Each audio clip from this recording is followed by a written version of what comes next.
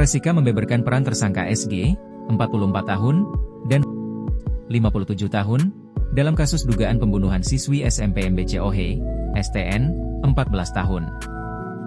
SG ayah kandung dari pelaku utama FRG, 16 tahun, dan merupakan kakek dari FRG. FRG sudah ditetapkan tersangka sebelumnya.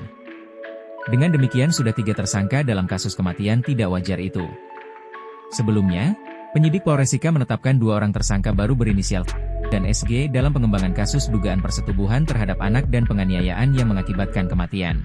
Hal itu disampaikan oleh Wakapolresika, Kompol Marselus Yugo Amboro, dalam konferensi pers di Mapolresika didamping KBO Reskrim, Kasih Propam Polresika Franciscus Sombasai, KBO Satreskrim Ibtu I Nyoman Aryasa serta Kasih Humas Polresika Leonardus Tunga, Kamis, 5 Maret 2026. Kompol Marselus menjelaskan, penetapan kedua tersangka dilakukan setelah penyidik menemukan 2 alat bukti atau lebih yang menguatkan dugaan keterlibatan mereka dalam upaya menyesatkan proses peradilan.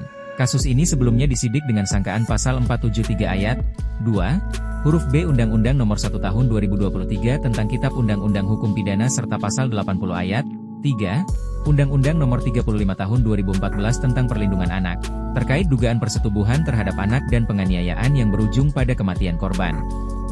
Berdasarkan hasil penyidikan, kata Marselus, tersangka diduga berperan membantu pelaku utama berinisial FRG mengangkat jenazah korban dan memindahkannya ke lokasi persembunyian lain. Selain itu, juga diduga menyembunyikan sebilah parang yang digunakan dalam tindak pidana tersebut.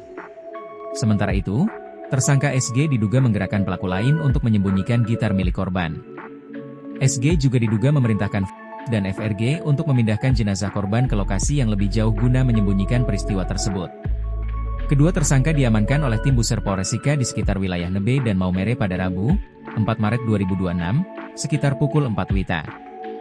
Mereka kemudian dibawa ke Mapolresika untuk menjalani pemeriksaan lanjutan terkait pengembangan kasus tersebut. Dalam proses penanganan perkara ini, penyidik telah melakukan sejumlah langkah, antara lain menerbitkan surat perintah penyidikan, Sprindik, dan surat perintah penugasan, Springas, memeriksa sejumlah saksi termasuk anak saksi dan ahli, serta melakukan penangkapan dan pemeriksaan terhadap kedua tersangka.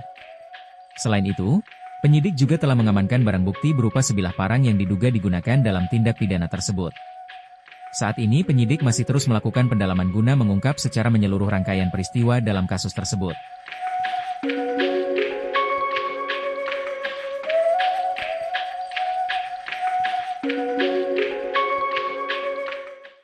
Download Tribun X sekarang, menghadirkan lokal menjadi Indonesia.